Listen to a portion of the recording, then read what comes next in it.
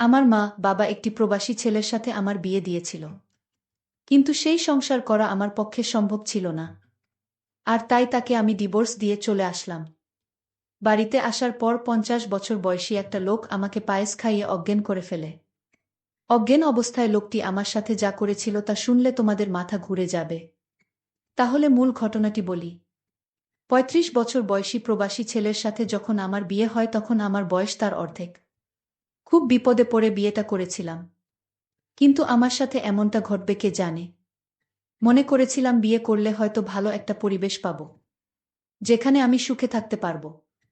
কিন্তু যেটা ভেবেছিলাম সেটা ভুল ছিল। এক নরক থেকে মুক্তি পেয়ে আমি যে আরেক নরকে গিয়ে পড়েছিলাম এটা বুঝতে আমার 2 দিন সময় ও দরকার পড়েনি।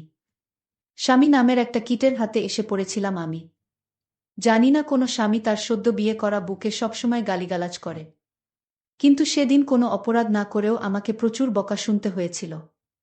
20 দিনের ভয়াবহ দিন কাটানোর পর আমার স্বামী যখন বিদেশ চলে গেল তখন একটা দীর্ঘ স্বস্তির নিঃশ্বাস ফেলেছিলাম এই ভেবে যে অন্তত কারো বকা আর মায়ের খাওয়া লাগবে না।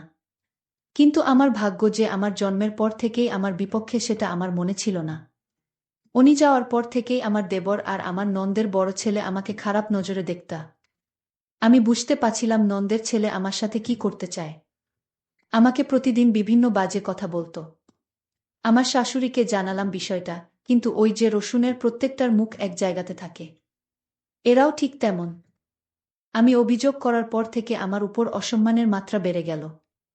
সবচেয়ে বেশি আশ্চর্য হতাম যখন আমার নন্দের ছেলে আমার সাথে বাজে বকত। শাশুড়িকে জানানোর পর যখন কোনো কাজ হলো না সিদ্ধান্ত নিলাম আমার স্বামীকে বিষয়টা জানাবো। কিন্তু সেটাও হলো না। আমার ফোন কেড়ে নেওয়া হলো। আমাকে হুমকি দেয়া হলো, যদি তার ছেলের কানে কিছু যায় আমার খবর খারাপ হবে। মুখ বুজে সহ্য করা ছাড়া আমার কোনো উপায় ছিল না। আমার জায়ের সাহায্য নিয়ে আমার স্বামীকে আমি সব জানালাম, কিন্তু তাতেও কোনো লাভ হলো না। উল্টো আমার স্বামী সুমন আমাকে দুশ্চরিত্রা বানালো, আর যত রকমের বাজে কথা আছে সব শুনিয়ে দিল আমাকে। সেদিন সারাদিন রাত আমি কান্না করেছিলাম। যে সংসারে স্বামীর কাছে বউয়ের কোনো মূল্য থাকে না সেই সংসারে থাকা আর না থাকা সমান। তবুও মুখে কুলুপ এঁটে অত্যাচার সহ্য করে যাচ্ছিলাম। এর মাঝে আমি আমার বাবার বাড়ির বেড়াতে যেতে চাইলে আমার শাশুড়ি আমাকে বলল, তুমি যদি এই বাড়ি থেকে এক পা কোথাও যাও, তাহলে আমার ছেলেকে ডিভোর্স দিয়ে যেতে হবে। আমার পায়ের তলা থেকে মাটি সরে গিয়েছিল আমার শাশুড়ির কথা শুনে। বাপের বাড়ি যাওয়ার সাথে যে ডিভোর্সের সম্পর্ক আছে সেটা আমি প্রথম ওই বাড়ি থেকেই দেখেছিলাম। এভাবে 6 মাস কেটে যায়। এর মাঝে আমার বাবা, বড়ভাই বা সৎ মা কেউ আমাকে একটাবারের জন্যও দেখতে যায়নি। আমার স্বামী মালয়েশিয়া থেকে বাড়িতে আসার সাথে সাথে আমাকে ডিভোর্স দিতে নিয়ে যাওয়া হয়। উনি আমার একটা কথাও শোনেনি। ওর মায়ের কথা শুনেই আমাকে ডিভোর্স দিতে নিয়ে যায়। আমার স্বাক্ষর হবার পর আমাকে বলে, এবার কোথায় যাবি যা। আমার মোবাইল, কিছু টাকা, গহনাসহ যাবতীয় কিছু রেখে দেয় ওরা। শুধু স্যান্ডেল পায়ে সেদিন ওই বাড়িকে পর করে চলে এসেছিলাম। আর বারবার আল্লাহর কাছে বলেছিলাম, আল্লাহ আর কোনো মেয়ের সাথে যেন এমনটা না হয়। বিয়ের সময় ভেবেছিলাম কষ্ট হয়তোবা বিদায় করে দিয়ে বাপের বাড়ি থেকে চলে গেলাম, কিন্তু অভাগীর দিকে কষ্ট বারবার ফিরে তাকায়, তার পিছু ছাড়তে চায় না। তা না হলে কি আর আরও বেশি কষ্ট নিয়ে আবার বাবার বাড়ি ফেরত আসি। বাড়িতে ঢুকে যার সাথেই দেখা হয় সেই আমাকে অচেনা লোক মনে করে এড়িয়ে চলতে শুরু করে। একমাত্র আমার চাচি আমাকে জড়িয়ে ধরে কান্না করে আর আমাকে মেন্টালি সাপোর্ট করে। কিন্তু যাদের সাপোর্ট দরকার তারা যদি না করে তাহলে কি আর কষ্ট কমে? আমার ভাবির কাছে গেলাম, সে আমাকে বলল ভাইয়ের কাছে গিয়ে ক্ষমা চাইতে। মনে অনেক সাহস সঞ্চয় করে বড় ভাইয়ের কাছে একটু ছায়া খোঁজার আশায় গেলাম। কিন্তু সেই ভাই আমাকে সেই দিন মারছিল আর গালি দিচ্ছিল। ভাবি গর্ভবতী ছিল, আমাকে ঠেকাতে গিয়ে সেও ভাইয়ের হাতে মার খেয়েছিল। ভাই শুধু বলতেছিল সব দোষ নাকি আমার। কিন্তু কেউ একটাবার বুঝতে চায় নাই যে আমার সংসার ভাঙাতে আমার কোনো দোষ নাই। আবার সেই উঠতে বসতে সৎ মায়ের খোঁচা, ভাইয়ের দুর্ব্যবহার, আব্বার মুখ গোমরা করে থাকা।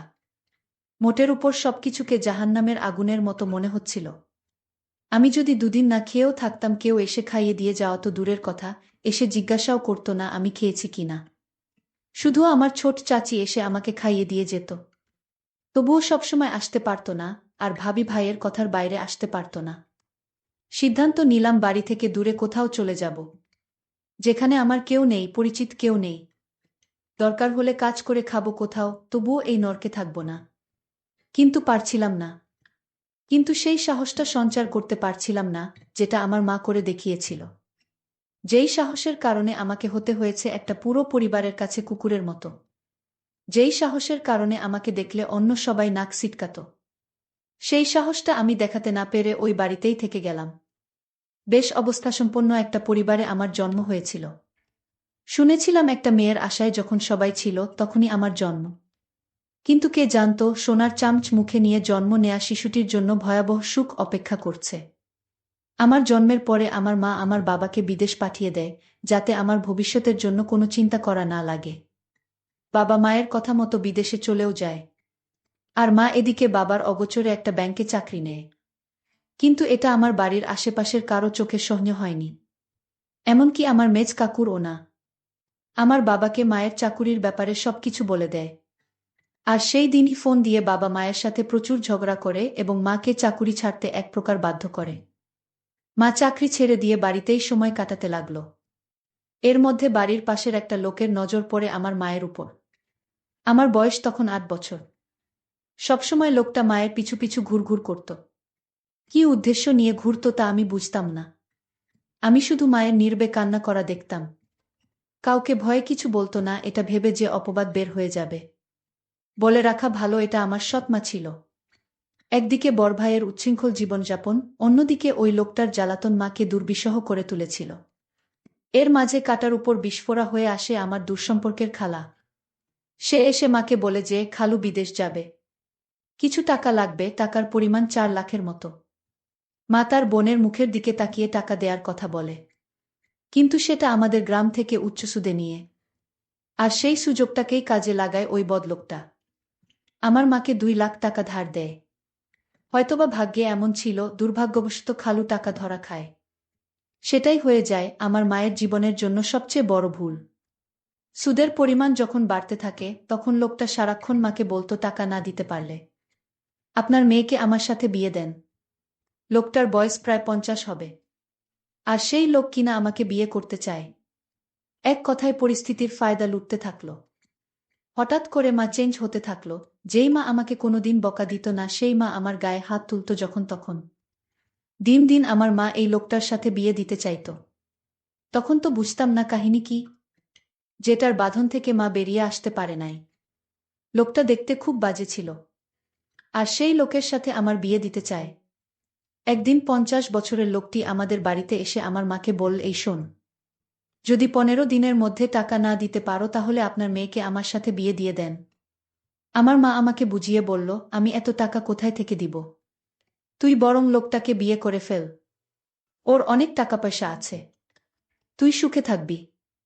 তুই আর না করিস না মা। লোকটার বয়স হয়তো একটু বেশি। আমি মাকে বললাম, মা, আমি দরকার হয় মরে যাব, তাও ওই বুইড়া লোকটাকে বিয়ে করতে পারব না।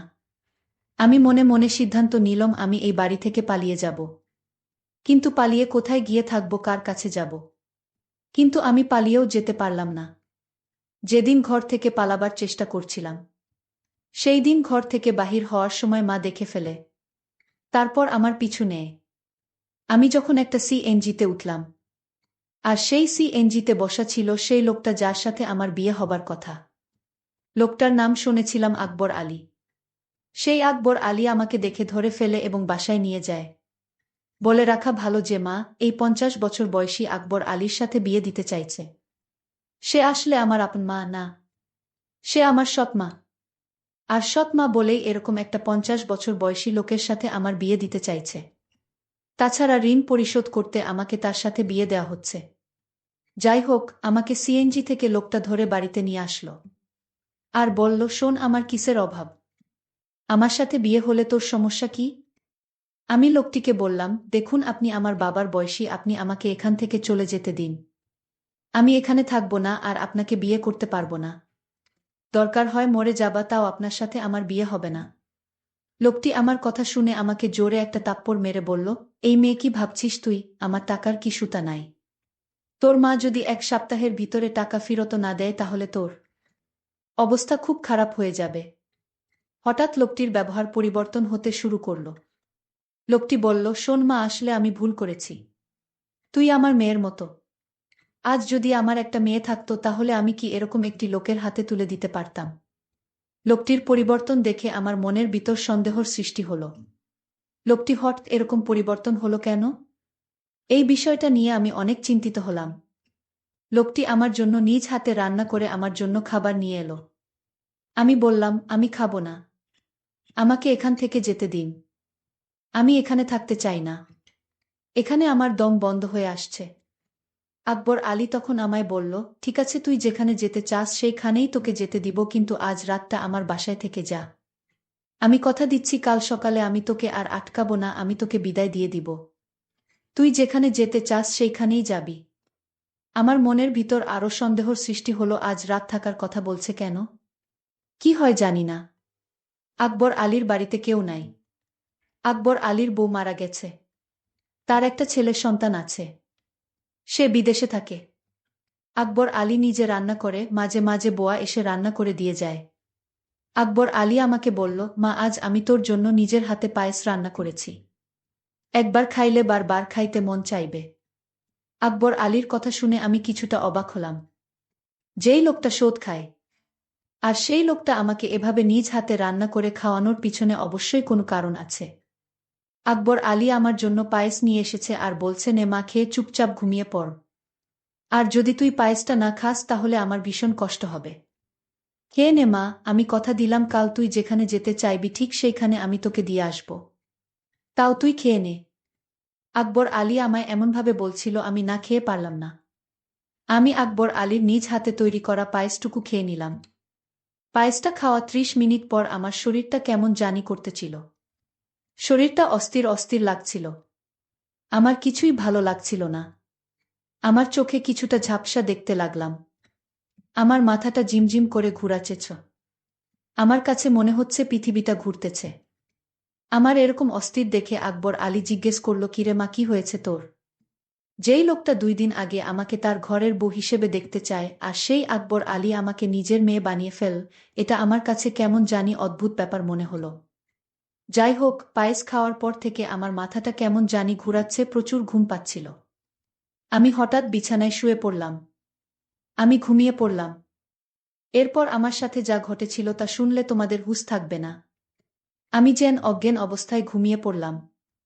আমার কোন হুঁশ ছিল না। তারপর আকবর আলী আস্তে করে আমার রুমে আসলো আর আমার বিছানায় বসল। আকবর আলী এক অদ্ভুত আচরণ করল ঘুমের ঘরে। আমি স্বপ্নে দেখতে লাগলাম আকবর আলী আমার কাছে আসছে। আর আকবর আলীর হাতে বিশাল বড় একটা হাতুড়ি দিয়ে আমাকে মারতে আসলো। আর এই স্বপ্ন দেখে আমি বিছানা থেকে লাফ দিয়ে উঠে পড়লাম।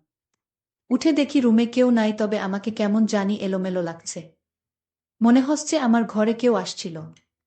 আমি বিছানায় একটা ঘড়ি দেখতে পেলাম। আর সেই ঘড়িটি আকবর আলীর হাতে ছিল।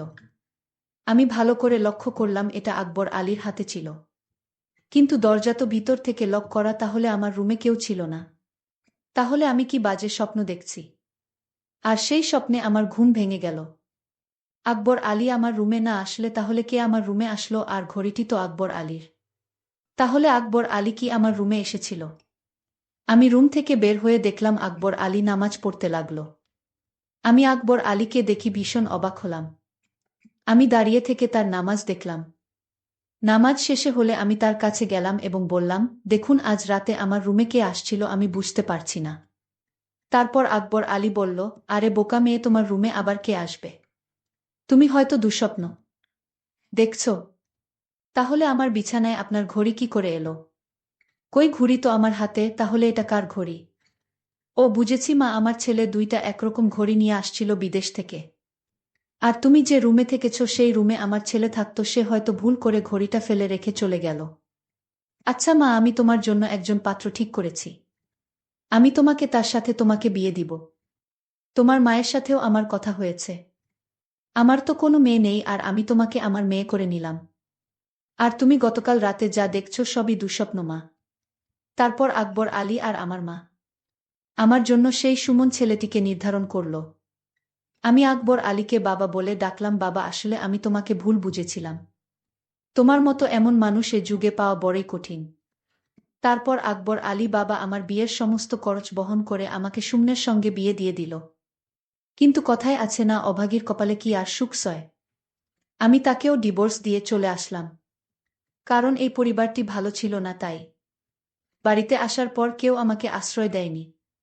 তাই এখন ঢাকা শহরে নিজে চাকরি করে নিজের পেট চালাই। জানি না তারপর আমার কপালে কি হয়। আজকের গল্পটি এখানেই শেষ করলাম। যদি গল্পটি ভালো লাগে তাহলে চ্যানেলটি সাবস্ক্রাইব করে পাশে থাকবেন। ধন্যবাদ।